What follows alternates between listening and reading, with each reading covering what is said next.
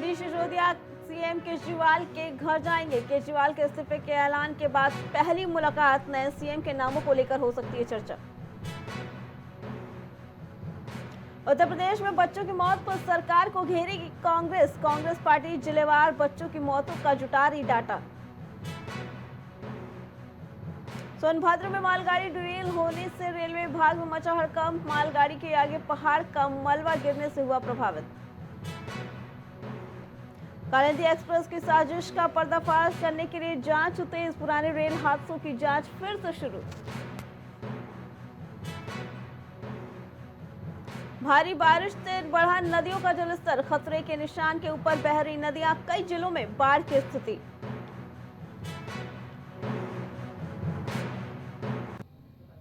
नमस्कार, मैं वर्षना, आप देख रहे हैं प्राइम टीवी। वक्त हो गया है हर शहर प्राइम रिपोर्टर का। जेल से जमानत पर बाहर आए सीएम केजरीवाल रविवार को दिल्ली में पार्टी ऑफिस पहुंचे थे। इस दौरान अपने संबोधन में उन्होंने इस्तीफा देने का ऐलान कर दिया। उन्होंने कहा कि वो 2 दिन बाद अपना इस्तीफा देंगे। सीएम ने इस बयान से जहां एक और दिल्ली की राजनीति में उबाल ला दिया है, तो वहीं ये चर्चा भी चल पड़ी है कि इस्तीफा देने के बाद सीएम कुर्सी पर अब कौन बैठेगा। वही पार्टी नेताओं और कार्यकर्ताओं से मुलाकात करने के बाद सीएम केजरीवाल ने कार्यकर्ताओं को संबोधित किया। इस दौरान सीएम केजरीवाल ने एक बड़ा ऐलान करते हुए कहा कि मैं 2 दिन बाद अपने सीएम पद से इस्तीफा दूंगा। उन्होंने कहा, आज से 2 दिन के बाद मैं इस्तीफा देने जा रहा हूं। तब तक मैं सीएम की कुर्सी पर नहीं बैठूंगा जब तक जनता अपना फैसला नहीं सुना देती कि केजरीवाल ईमानदार है। सीएम अरविंद केजरीवाल के इस बड़े ऐलान के बाद से चर्चाओं का बाजार गर्म है। चर्चा इस बात की चल रही है कि 2 दिन बाद जब आम आदमी पार्टी के विधायक दल की बैठक होगी, तब सीएम पद के लिए किसे चुना जाएगा। इस सवाल के जवाब में 4 नाम फिलहाल सामने आ रहे हैं, जिन पर ज्यादा अटकलें लगाई जा रही हैं। सबसे अधिक और प्रबल दावा किया जा रहा है जिनके नाम पर, वो है दिल्ली सरकार में मंत्री आतिशी। आतिशी के अलावा दूसरे नंबर पर सीएम केजरीवाल की पत्नी सुनीता का नाम भी है, तो वही तीसरे और चौथे नंबर पर सौरभ भारद्वाज और गोपाल राय हैं।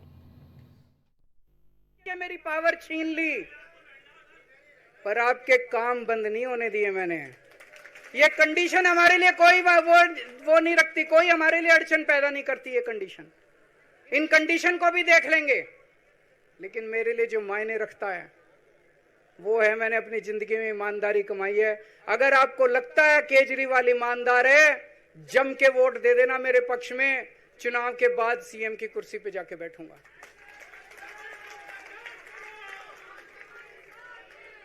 फरवरी में चुनाव है। आज इस मंच से मैं मांग करता हूं कि ये चुनाव नवंबर में कराए जाएं, महाराष्ट्र के साथ कराए जाएं, तुरंत कराए जाएं चुनाव।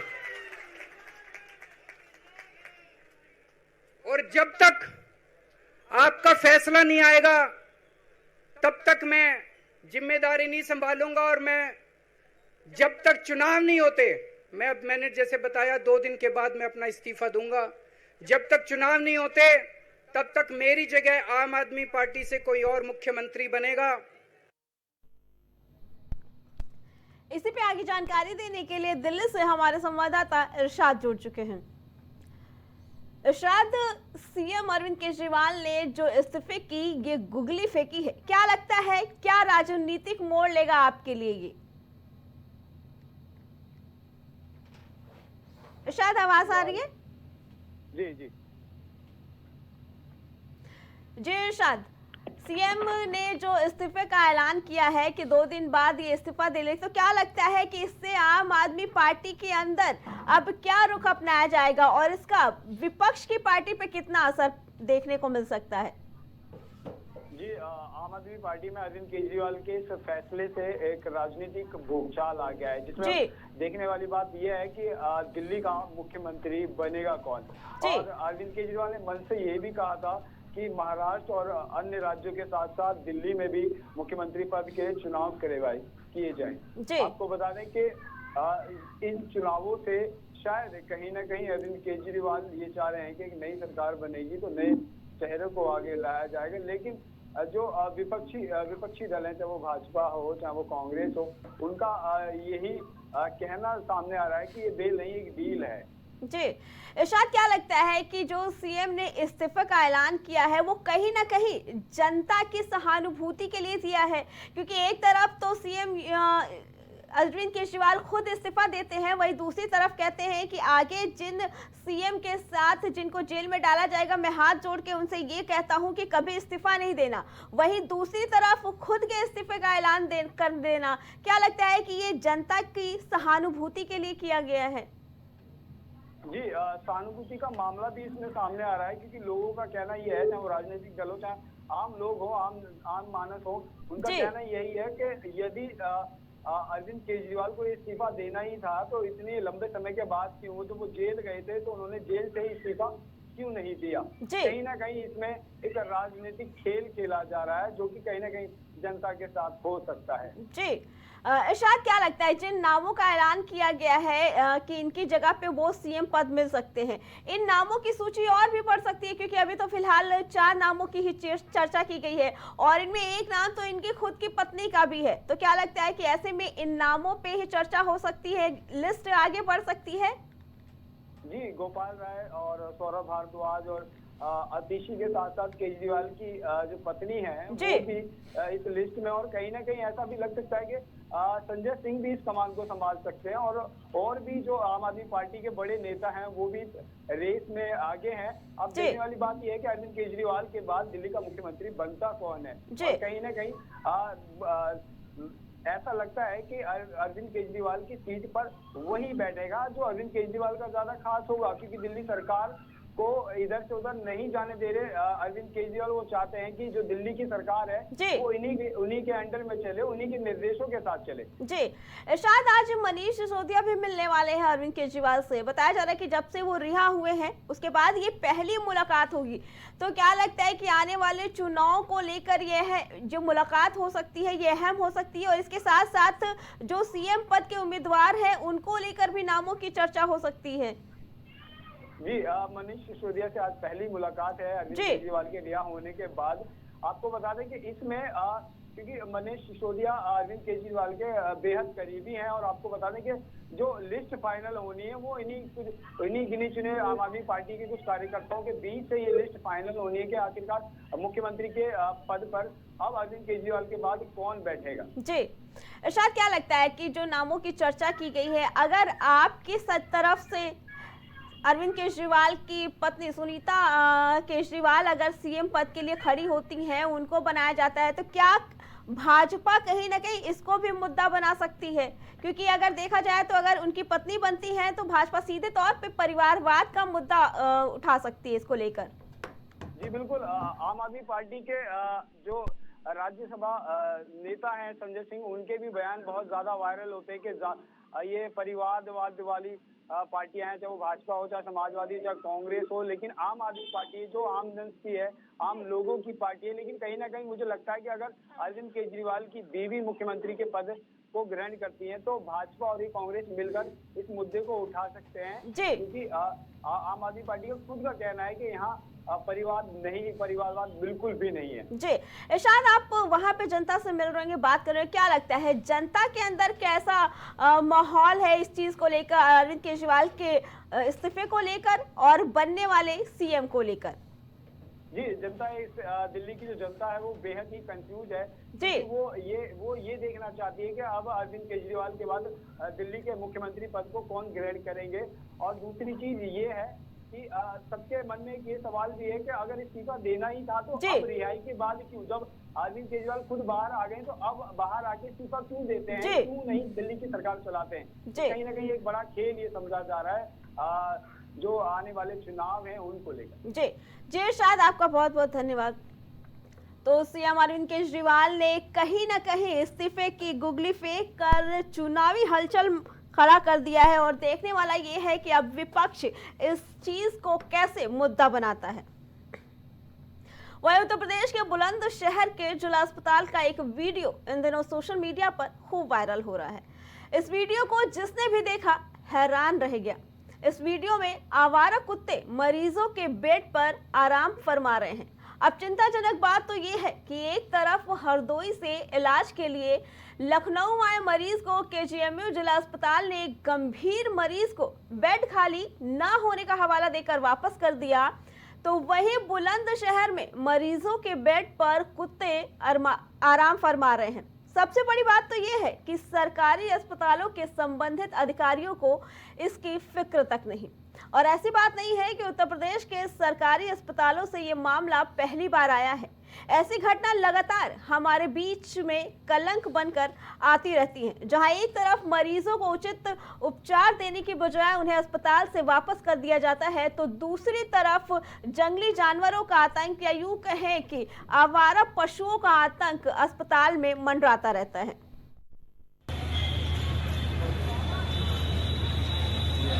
चाचा जी हैं, उसको सिविल से रिफर कर दिया गया यहाँ मेडिकल कॉलेज को, और यहाँ बोल रहे हैं कि बेड खाली नहीं है, और जबकि सबकी बेड भरी जा रही हैं, यहाँ पे इनके लिए बेड खाली नहीं। कहाँ के रहने वाले हो? जिला हरदोई से।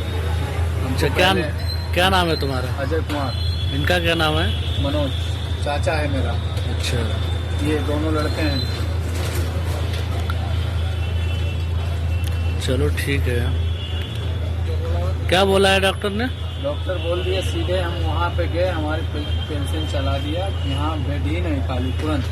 अच्छा, चलिए ठीक है।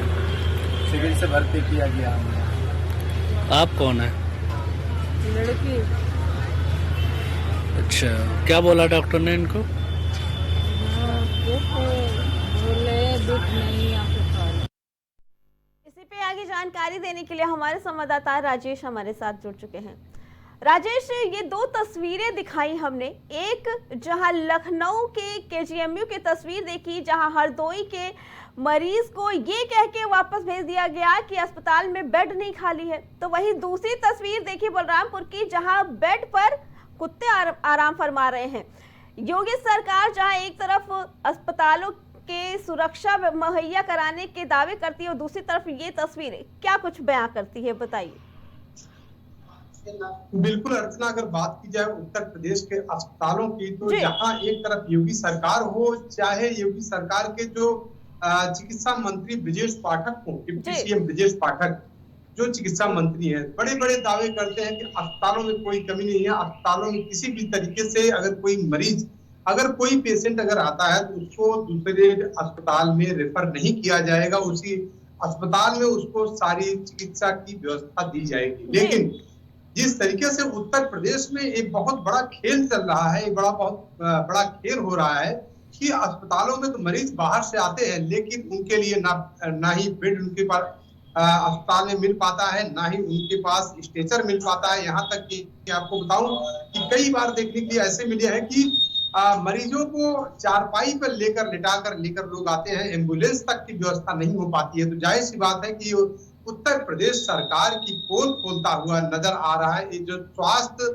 महकमा है। तो वहीं अगर बात करें हम बुलंदशहर की, तो बुलंदशहर में एक तरफ दिखाई देता है कि बुलंदशहर के सरकारी हॉस्पिटल के बेडों पर कुत्ते लौट रहे हैं, लेकिन वही दूसरी तरफ अगर बात करें राजधानी लखनऊ की अस्पतालों की, यहाँ पर बेड खाली नहीं है और पेशेंट मरीज जो है वो त्राही कर रही है लखनऊ में आकर। यहाँ राजधानी लखनऊ है, उत्तर प्रदेश की राजधानी है, जबकि यहाँ की अगर बात की जाए, यहाँ की व्यवस्था तो चाक चौबंद होनी चाहिए, क्योंकि यहाँ पर सूबे के मुखिया योगी आदित्यनाथ रहते हैं, सूबे के डिप्टी सीएम ब्रजेश पाठक रहते हैं, जो खुद स्वास्थ्य एवं चिकित्सा मंत्री हैं।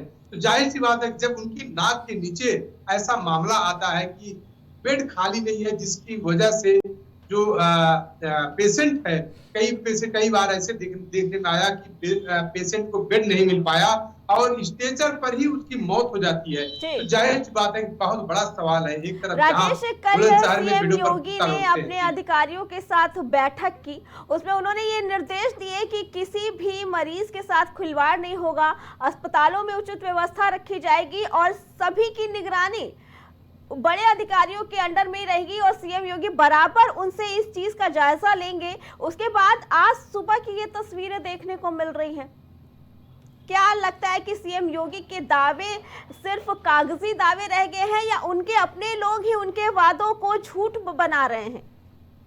देखिए, अगर बात करें उत्तर प्रदेश सरकार की, उत्तर प्रदेश सरकार के जो नियम, जो कानून है, उनके कानून नियमों और कानूनों को जिस तरीके से उनके विभाग के मंत्री हो चाहे उनके विभाग के अधिकारी हो, जिस तरीके से सरकार के नियमों और कानूनों को ठेंगा दिखा रहे हैं, उनके कानूनों को पलीता लगाते हुए दिखाई दे रहे हैं, तो बहुत बड़ी बात है। क्योंकि उत्तर प्रदेश में खास करके राजधानी लखनऊ की अगर बात करें तो राजधानी लखनऊ में जितने भी बड़े अस्पताल हैं, चाहे पीजीआई हो, चाहे बात करें किंग जार्ज मेडिकल यूनिवर्सिटी की या बात करें लोहिया हॉस्पिटल की, तो सारे हॉस्पिटलों का यही हाल है कि वहां पर मरीजों को पर्याप्त बेड नहीं मिल पाता, वहां के मरीजों को स्ट्रेचर तक नहीं मिल पाता।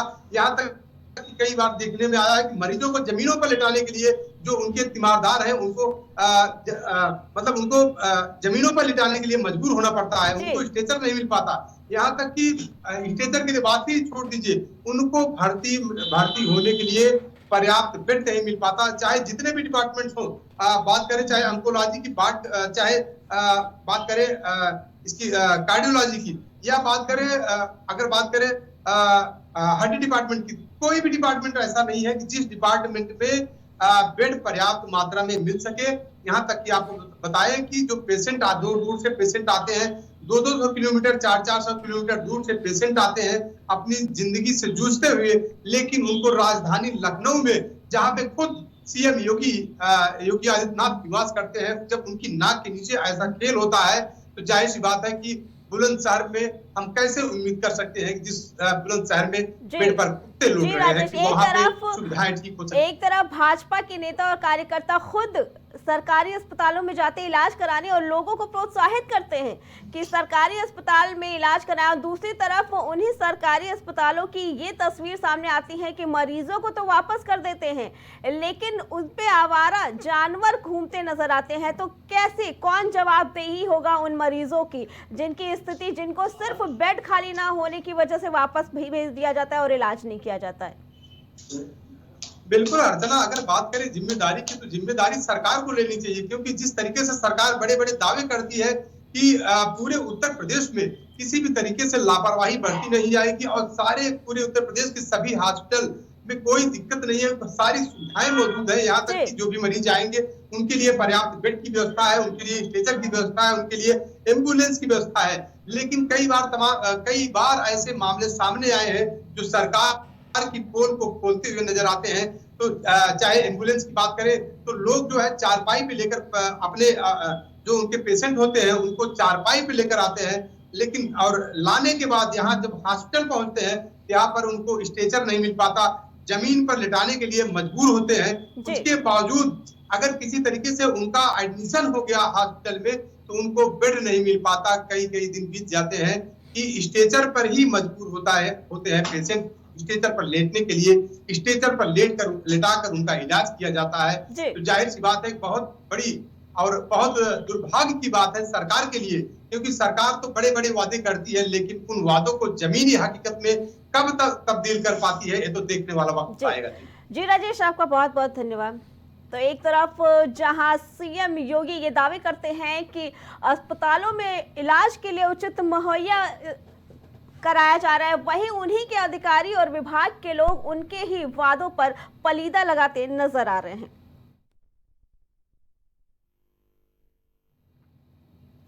वहीं प्रदेश के कई गांव डिप्थीरिया और गला घोंटू का प्रकोप तेजी से फैल रहा है, जिसे आजमगढ़ में करीब 10 बच्चों की मौत का एक मामला सामने आया है।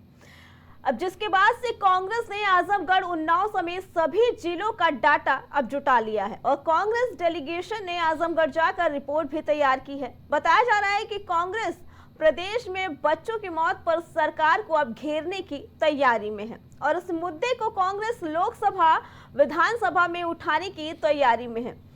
आपको बता दें कि प्रदेश भर में डिप्थीरिया और गला घोंटू का प्रकोप तेजी से बढ़ रहा है, जिसका फायदा अब कांग्रेस राजनीतिक तौर पर करने वाली है। बता दें कि डिप्थीरिया और गला घोंटू का प्रकोप लगातार बढ़ना जा रहा है। बढ़ता जा रहा है और कांग्रेस ने अब ये जिम्मा उठाया है कि प्रदेश भर में जितने भी मौतें हुई हैं, जितने भी बच्चों को इन बीमारियों की वजह से मौत का सामना करना पड़ रहा है, अब कांग्रेस इसका पूरा डेटा इकट्ठा करेगी और अब सरकार को घेरेगी। बता दें कि स्थानीय बच्चों की मौत को प्रशासन द्वारा ये कहकर छुपाया जा रहा है कि बच्चों की मौत डिप्थीरिया बीमारी के चलते नहीं बल्कि अन्य कारणों से हुई है। अभी तक 2 बच्चों को डिप्थीरिया बीमारी से मरने का प्रमाण मिला है, तो वहीं जिला अस्पताल के द्वारा डिप्थीरिया पीड़ित बच्चों को रेफर भी कर दिया जा रहा है। आपको बता दें कि एक बच्चे को पीजीआई के बीएचयू को रेफर किया गया और 1 घंटे तक एम्बुलेंस का इंतजार करने के बाद भी उसका इलाज नहीं हो पाया। इसी पे आगे जानकारी देने के लिए हमारे संवाददाता सतीश हमारे साथ जुड़ चुके हैं। सतीश, जहां एक तरफ ये बीमारियां फैल रही हैं, वहीं दूसरी तरफ सरकार इन आंकड़ों को छुपा रही है। सरकार का कहना है कि इतनी मौतें नहीं हुई है इस बीमारी की वजह से, बीमारी की वजह से मरने की वजह कोई और है। क्यों, ऐसा क्यों? देखिए, अगर इस बारे में हम बात करें जैसे कि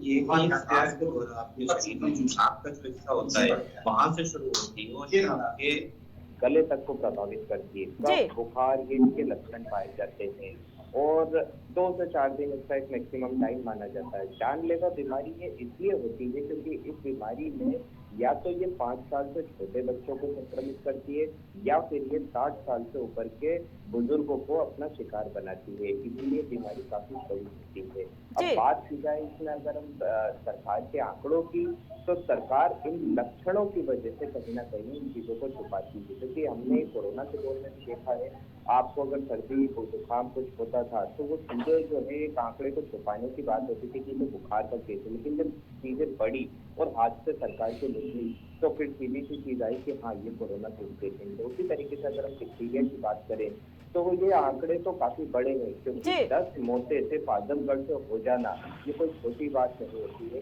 सतीश, तो क्या लगता है जिस तरीके से शासन प्रशासन द्वारा ये आंकड़े छुपाए जा रहे हैं और बहाने बनाए जा रहे हैं, तो क्या लगता है कि कहीं ना कहीं इन मौतों की वजह एक लापरवाही ही है?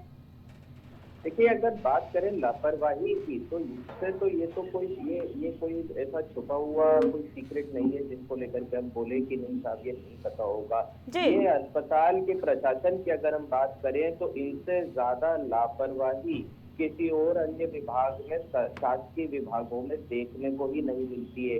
हम खड़े इस समय लखनऊ में और ये राजधानी है जहाँ पर कि खुद योगी आदित्यनाथ जी का यहाँ पर विभाग है, वो यहाँ रहते हैं। यहाँ पर डिप्टी जो सीएम है ब्रजेश पाठक जी, जो इनके अधीन है स्वास्थ्य मंत्रालय आता है, तो उनकी भी अगर हम बात करें वो भी यही है। उसके बावजूद लखनऊ के अंदर मरीजों को शासकीय अस्पताल में भर्ती होने के लिए जो जद्दोजहद करनी होती है ये किसी से छुपी नहीं होती है। यहाँ पर कमीशन खोरी का नेक्सस चल रहा होता है, यहाँ पर मरीजों को भर्ती नहीं किया जाता है। इसके साथ ही हम बात करें तो इन्हें रेफर कर दिया जाता है प्राइवेट अस्पतालों में। तो ये जो लापरवाही की हम अगर बोले तो शासकीय विभागों में तो बिल्कुल साफ है कि ये अधिकारी अपनी जिम्मेदारी को पूरा करते ही नहीं है। एक दौर वो था जब हम डॉक्टर को भगवान का दूसरा रूप भी बोला करते थे, लेकिन आज अगर हम बात करें तो ये कैसे बोलेंगे कि ये डॉक्टर का जो है ये भगवान का दूसरा रूप है, क्योंकि ये तो खुद एक व्यापार कर रहे हैं। हम जहाँ तक बात जब भी अस्पतालों की बात आती है तो हमेशा ये आरोप लगता है कि प्राइवेट अस्पताल ही सिर्फ व्यापार कर रहे होते, लेकिन यहाँ पर अगर हम बात करें शासकीय अस्पतालों की तो ये भी तो मरीजों के साथ में एक तरीके का व्यापार ही है कि हम आपको अगर भर्ती नहीं करेंगे और आपको प्राइवेट अस्पतालों में रिफर कर देंगे। इसी तरीके का ये मामला आता है डिप्थीरिया का सामने, तो डिप्थीरिया में भी हम जिस तरीके से देख रहे हैं पूरी तरीके से लापरवाही है। जब अस्पताल में मरीजों को बेड ही नहीं मिलेगा तो वो कहाँ जाएंगे? अंत तो यही होता है कि आखिर में जहां एक तरफ सरकार इन आंकड़ों को छुपा रही है तो वहीं दूसरी तरफ कांग्रेस की तरफ से सारा डेटा इकट्ठा किया जा रहा है और विधानसभा लोकसभा में ये मुद्दा खड़ा भी करने की कोशिश की जा रही है। तो क्या लगता है कि इसको भी अब राजनीतिक मुद्दा बनाया जाएगा? देखिए, पॉलिटिकल एंगल पर अगर हम बोले तो राजनीति में हर चीज एक राजनीतिक मुद्दा होता है। तो ये तो फिर जाने है जो जा रही है। तो सीधी सी बात है कि कांग्रेस और अन्य सहयोगी दल जो भी विपक्षी कांग्रेस में आते हैं, जैसे की बात की करें पीडीए की, तो ये तो सीधी सी बात है कि वो तो इस मुद्दे को जोर शोर से उठाएंगे, क्योंकि वे लोगों को जागरूक करने की कोशिश करेंगे कि देखिए आप सरकार को चुना है वो आपके लिए कितनी गंभीर है। तो कांग्रेस तो अपना राजनीतिक स्तर पॉलिटिकल एंगल पूरा लेकर के जाएगी ही जाएगी। इसमें सपा भी कहीं ना कहीं ये माना जा रहा है कि इस मुद्दे को जोर शोर से उठाएगी। लेकिन बात जो असल है वो ये है कि मानव आखिर कब तक संघर्ष करे।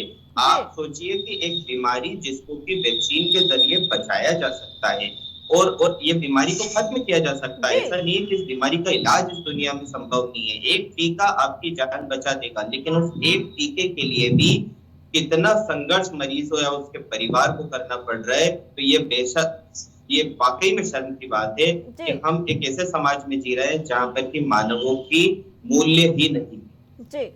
जी सतीश, आपका बहुत बहुत धन्यवाद। तो एक तरफ जहां डिप्थीरिया और गला घोटू का प्रकोप राज्य में बढ़ता जा रहा है, तो वहीं अब इस चीज को मुद्दा बनाने के लिए कांग्रेस भी पूरी तरीके से तैयार है और बच्चों की मौतों का डेटा खंगाल रही है। हर शहर प्राइम रिपोर्टर में फिलहाल इतना ही। बाकी खबरों के लिए देखते रहे प्राइम टीवी। कुछ भाव पुष्प। आप देख रहे हैं प्राइम टीवी, सच